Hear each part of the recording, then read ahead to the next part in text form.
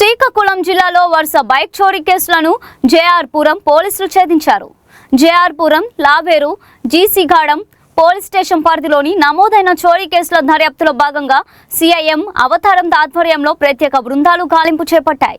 రణస్థలం మండలం గరికిపాలెం సమీపంలోని cinema theatre రహదారి వద్ద అనుమానాస్పదంగా సంచరిస్తున్న 5 యువకులను ఎస్ఐ చిరంజీవి సిబ్బంది సహాయంతో అదుపులోకి తీసుకున్నారు. విచారణలో పలు బైకు చోరీలు, వ్యవసాయ మోటార్ చోరీ చేసినట్లు నిందితులు అంగీకరించినట్లు పోలీసులు తెలిపారు. వారి వద్ద నుంచి 5 ద్విచక్ర వాహనాలు, మోటార్, నగదు స్వాధీనం చేసుకుని దర్యాప్తు కొనసాగిస్తున్నారు. గత 10-15 రోజుల నుంచి రణస్థలంలో ఈ లాక్ చేసిన బళ్ళు కానీ లేదా తాళం లేకుండా బయట ఏదో పైకి వెళ్ళి షాపింగ్కి వెళ్ళి వచ్చిన వాహనాలు పోతున్నాయని వచ్చిన ఫిర్యాదు ఆధారంగా జేఆర్పురం ఎస్ఐ గారైనటువంటి చిరంజీవి గారు, ఇక్కడ ఉన్నటువంటి క్రైమ్ సిబ్బంది అందరూ కూడా లోతుగా విచారించి ఇక్కడ ఉన్న సీసీ కెమెరాలు ఇవన్నీ కూడా పరిశీలించగా ఒక బ్యాచ్ అందరూ కూడా దీన్ని ఆపరేట్ చేస్తున్నారని ఐడెంటిఫై చేయడం జరిగింది. దీని ప్రకారంగా టెక్నాలజీని బేస్ చేసుకొని ఎస్ఐ గారు 4 కురవాళ్ళని ఐడెంటిఫై చేయడం. వీళ్ళందరూ కూడా జూనియర్స్, వీళ్ళందరూ కూడా లావేరు మండలం అదపాక గ్రామానికి చెందినటువంటి అందరూ కూడా 18 years లోపు ఉన్నటువంటి పిల్లలు. అందులో ఒక వ్యక్తి మాత్రం మేజర్. వీళ్ళందరూ ముఠా కింద ఏర్పడి వాహనాలు దొంగతనం చేస్తున్నారు.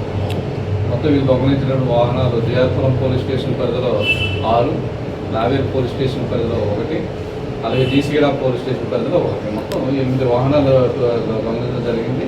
అంతేకాకుండా లావేరు పోలీస్ స్టేషన్లో పొలాలకు ఇచ్చినటువంటి ఒక మోటార్ను కూడా దొంగలించారు.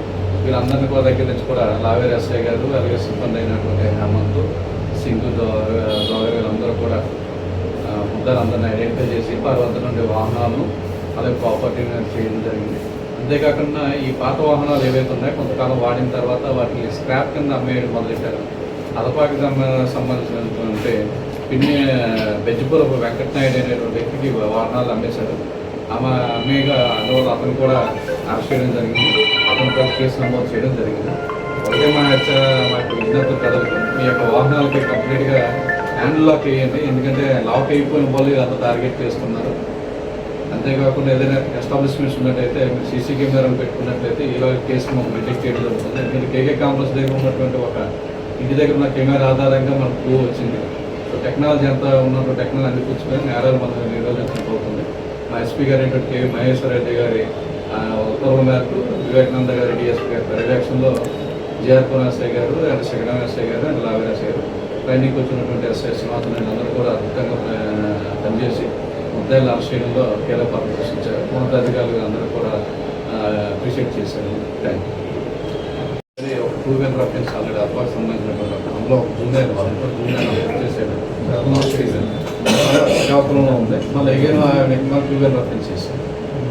అందరికీ మన దురదృష్టం ఏంటంటే ఈ 5 జూనియర్స్ నేరం చేస్తున్నారు. అందరూ జూనియర్స్ మొత్తం 5, ఒకడు మేజర్. అన్ని నేరాల్లో లేదు. మెయిన్ 3 పొజిషన్ 3 కూడా జూనియర్స్. ఒక వ్యక్తి అందులో పార్టిసిపేట్ చేశారు. ఒక మేజర్ పేరు కుక్కిలి హరి. ఈయన పుట్టవలస గ్రామం, కుక్కిలి హరి పుట్టవలస గ్రామం. ఈయన చిన్న చిన్న దొంగతనాలు చేస్తుంటాడు.